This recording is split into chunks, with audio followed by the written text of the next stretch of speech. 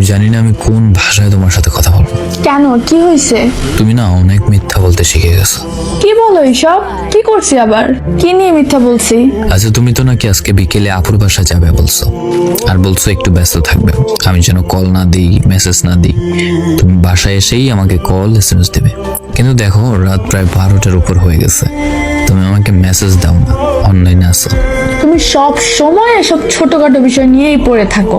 আরে আজকে আপু ভাইয়া এরা সবাই আসছে, সবাই মিলে আমার ফোনে ভিডিও দেখে ফেসবুকে। তো আমি মেসেজ করার সময় ওনারা দেখে নাই, গেছে কই ওরা? তুমি একদম বেশি বেশি করো। হয়তোবা আজকেই শেষ রাত, আর হবে না কথা কখনো। ছেলে ছেড়ে যাওয়ার আগে এইসবই বলে, বাকি ছেলেদের মতোই তুমি। হ্যাঁ, আমি বাকি সবার মতোই। আজকে তুমি সত্যি আপুর বাসায় গেছো? তো মিথ্যা বলবো তোমার সাথে? মানে তোমার সমস্যা কি? তুমি আমাকে এটা নিয়েও সন্দেহ করো? প্রশ্নের উত্তরটা দাও, তুমি আসলে আজকে আপুর বাসায় গেছো? হ্যাঁ, প্রয়োজন হলে আমার বান্ধবীকেই জিজ্ঞাসা করো। ছি, তুমি এত সন্দেহ করো আমাকে, আমি ভাবতেই পারিনি। তোমার বান্ধবীকে বলতে হবে না, ওনার সাথে আমার কথা বলা অনেক আগেই শেষ। কি বলেছো ও? মুক্তা শোনো। বলেন ভাইয়া। আচ্ছা, রাইসা আজকে কই গেছে? কেন? বলো প্লিজ। ও নাকি ওর বোনের বাসায় গেছে। আগে যে কোনো জায়গায় গেলে ও আমার সাথে কথা বলা ছাড়া থাকতে পারতো না, কিন্তু এখন ও ওর বোনের বাসায় গেলেও নাকি আমার সাথে কথা বলতে পারবে না। কল দিতাম না, মেসেজ দিতাম না, এসব বলে। ভাইয়া, আপনাকে আমি আর মিথ্যে কথা বলতে পারবো না দিনের পর দিন। আমাদের ফ্রেন্ডশিপ নষ্ট হয় হোক, তবে একটা ছেলের জীবন তো বেঁচে যাবে। রাইসা আসলে আজকে ওর বিএফের সাথে দেখা করতে গেছে। বিএফ মানে ও রিলেশন করে অন্য কারোর সাথে? জি ভাইয়া, ও আমারে মানা করতো এসব যেন না জানে আপনাকে, কিন্তু বেশি বেশি করতেছে। আমি মিথ্যাবাদী হচ্ছে আপনার কাছে, আর পারছি না ভাইয়া। ওরা আজকে চাঁদপুর বড় স্টেশন ঘুরতে গেছে, আমারে বলে গেছে যদি আপনি জিজ্ঞেস করেন তাহলে বলতাম আপুর বাসায় গেছে। আচ্ছা, ছেলেটা কোথাকার?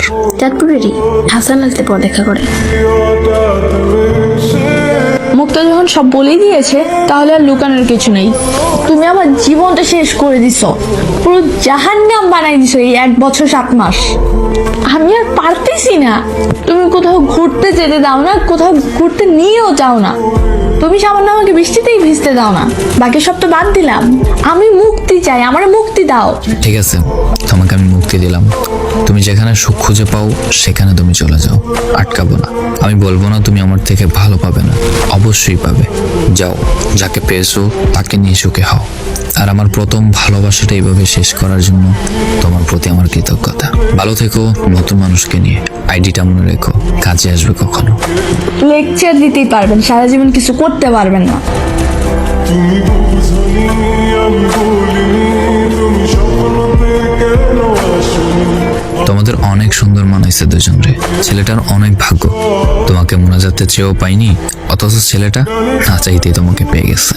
তোমার সাথে আমার যায় না, আমাকে ওর সাথে মানায়, আমার বান্ধবীরা সবাই বলে। এই ক্ষেত ছেলেটার জন্ম নেওয়াই পৃথিবীতে সবচেয়ে বড় অপরাধ। আর বলতে পারছি না কিছু, চোখের পানিতে মেসেজ করতে পারছি না।